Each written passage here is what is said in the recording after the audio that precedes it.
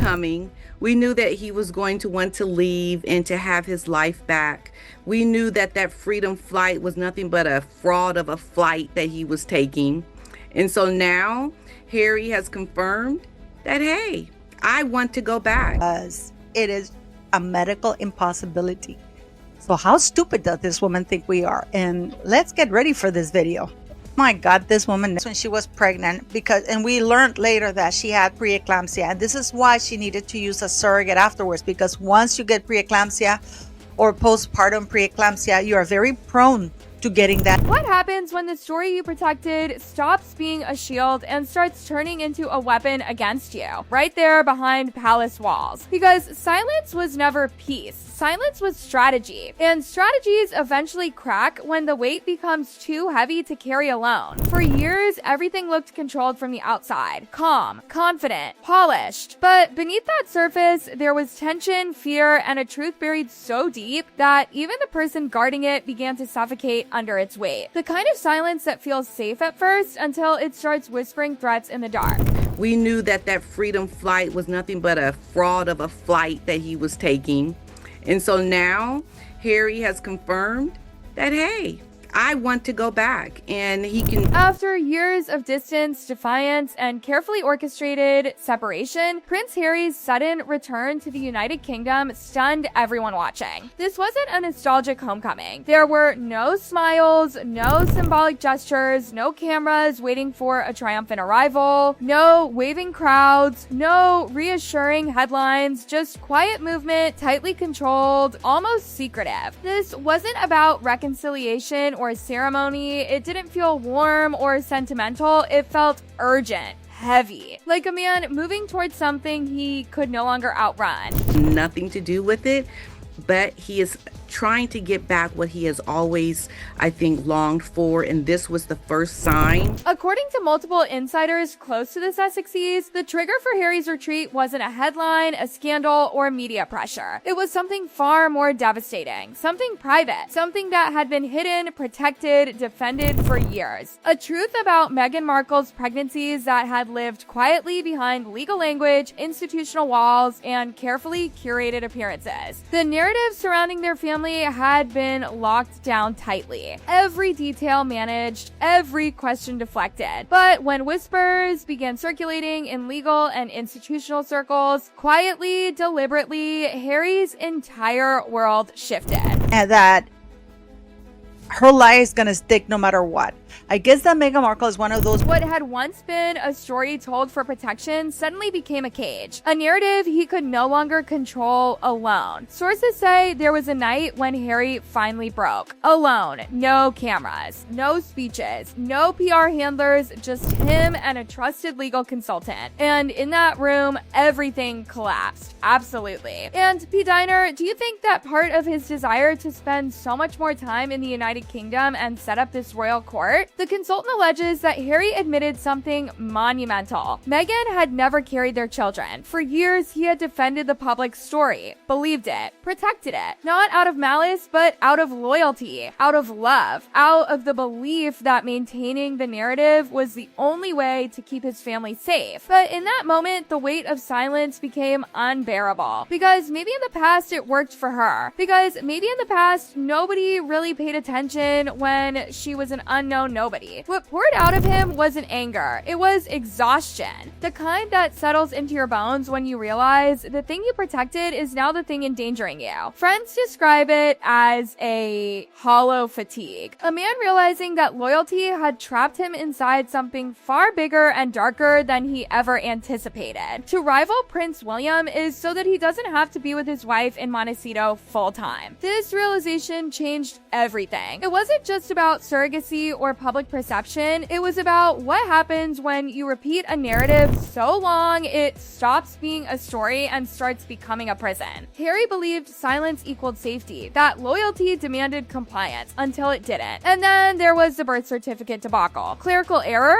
Coincidence? Or something else entirely? Observers say Harry wasn't furious at Meghan. He wasn't seeking confrontation. He was empty, drained, struggling to reconcile good intentions with catastrophic consequences. The moment when silence stopped protecting and started endangering everyone involved. Central to this unraveling is a woman known only as DL. Her identity remains protected. According to insiders, she is the biological mother of the children, a surrogate erased from the public story entirely. She didn't seek fame, she didn't chase exposure, she stayed silent because she believed silence meant safety. That invisibility would protect her from legal and media repercussions, but silence was mistaken for consent. Can't you sue her for posting a fake birth certificate? No, because Meghan Markle never officially submitted any birth. Dell came forward not out of revenge, but survival. She realized she had been erased once and would not allow it again. She recounts entering the process under extreme confidentiality through a high-profile fertility clinic. Everything controlled, every step documented. And then, when her role ended, so did her existence in the story. No acknowledgement. No protection, just removal, none ever. According to DL, Archie was born weeks before the public announcement. Privately, away from cameras, no hospital steps, no press photos. What the world saw was not documentation, it was insertion into a carefully constructed narrative. She claims Meghan never went through labor as portrayed, that every public appearance became performance, every smile timed, every photograph staged. This reframes everything. It turns secrecy into choreography, privacy into theater. Dole traces it back to late 2018. Recruited under strict anonymity. Told the intended parents were high profile, she complied, trusted the process, then vanished. The public watched announcements, appearances, glowing coverage. None of it matched reality. Archie, she says, arrived early. Quietly, no spectacle, no record that reflected the truth, birth certificates allegedly altered, documents adjusted, hospital records aligned to fit the story. What was meant to protect privacy became procedural reconstruction. For Harry, this knowledge shattered everything. The institution he once rejected suddenly became the only place capable of containing the fallout.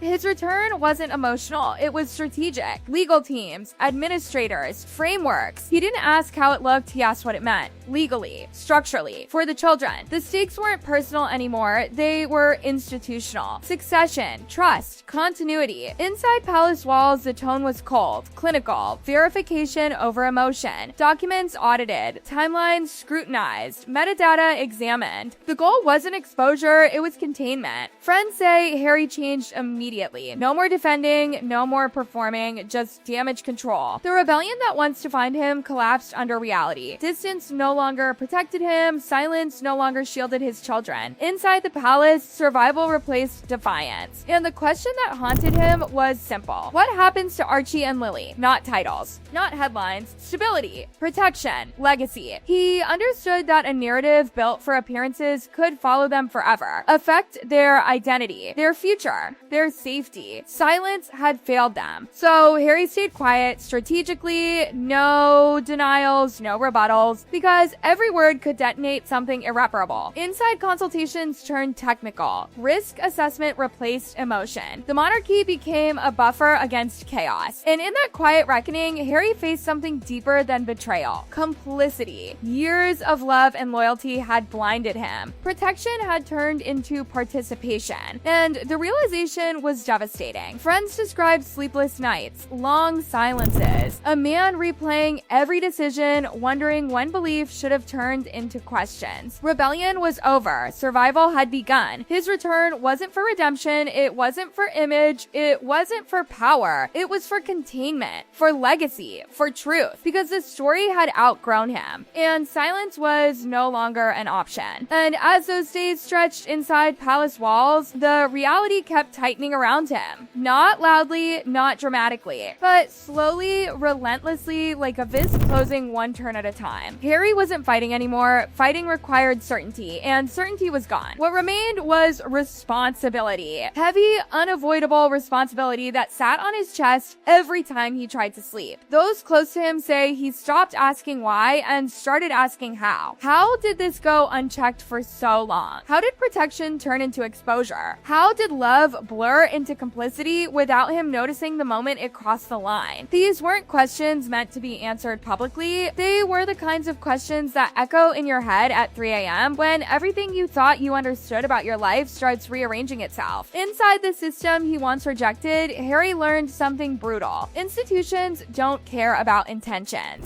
They care about outcomes. Documents don't reflect feelings. They reflect facts. And when facts don't align, the consequences don't soften just because the original motive was love. That realization alone stripped away the last remnants of rebellion he had been holding onto.